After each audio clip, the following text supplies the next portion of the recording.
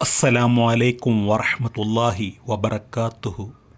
കുറഞ്ഞ കാലം കൊണ്ട് ജനമനസ്സുകളിലേക്ക് ആഴത്തിൽ ഇറങ്ങിച്ചെന്ന ഒരു യുവ പണ്ഡിതനാണ് സഫ്വാൻ സഖാഫി പത്തപ്പിരിയം. ഏകദേശം കൊറോണയുടെ സമയത്താണ് അറിവിൻ നിലാവ് എന്ന പേരിൽ യൂട്യൂബിലൂടെ മജ്‌ലിസുകൾക്ക് തുടക്കം കുറിച്ചത്. അദ്ദേഹത്തിൻ്റെ പ്രസംഗം കേട്ടുകൊണ്ട് ഒരുപാട് ആളുകൾ സന്മാർഗത്തിലേക്ക് വരാൻ സാധിച്ചിട്ടുണ്ട് എന്നത് നഗ്നമായ സത്യമാണ്. സ്ത്രീ പുരുഷ വ്യത്യാസമില്ലാതെ ഭൂരിഭാഗം ആളുകളും അദ്ദേഹത്തിൻ്റെ മജ്‌ലിസുകളിൽ പങ്കെടുക്കുന്നവരാണ്. കുറേ നാളുകൾക്ക് മുൻപ് വരെ അദ്ദേഹത്തെക്കുറിച്ച് ചില ആരോപണങ്ങൾ ഉണ്ടായിരുന്നു എങ്കിലും അന്നൊന്നും തന്നെ അദ്ദേഹം പ്രതിനിധാനം ചെയ്യുന്ന സംഘടന അദ്ദേഹത്തിനെതിരെ നടപടിയെടുത്തിരുന്നില്ല. ഈ കഴിഞ്ഞ 2 ദിവസം മുൻപാണ് കേരള മുസ്ലിം ജമാഅത്ത് നിലമ്പൂർ സോൺ കമ്മിറ്റിയുടെ ലെറ്റർ പേഡിൽ നവീന മാധ്യമങ്ങളിൽ ഒരു കത്ത് കാണാൻ സാധിച്ചത്.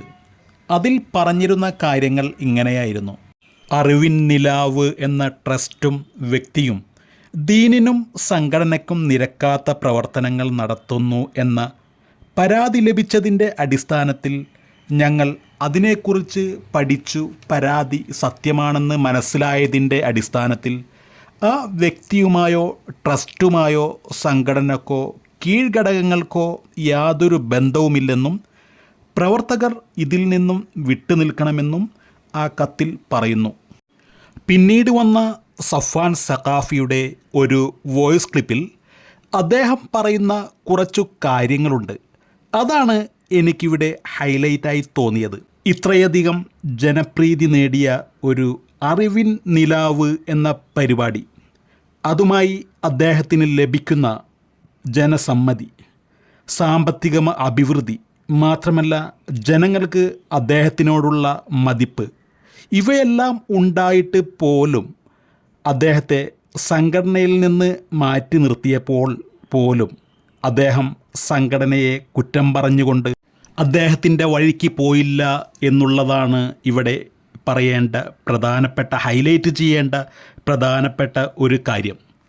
അദ്ദേഹം പ്രതിനിധാനം ചെയ്യുന്ന സംഘടനയിലെ ഉസ്താദുമാരെ ചേർത്ത് നിർത്തിക്കൊണ്ട് മരണം വരെ AP ഉസ്താദിൻ്റെ സംഘടനയിൽ തന്നെ ഉറച്ചു നിന്നുകൊണ്ട് പ്രവർത്തനത്തിൽ മുഴുകും എന്നു പറഞ്ഞ അദ്ദേഹത്തിൻ്റെ പ്രതിജ്ഞ, അത് ആണ് ഇവിടെ ഏറ്റവും ഹൈലൈറ്റ് ചെയ്യേണ്ട ഒരു പ്രധാനപ്പെട്ട സംഗതി.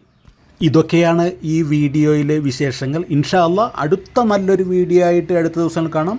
അസ്സലാമു അലൈക്കും വറഹ്മത്തുള്ളാഹി വബറകാതുഹു.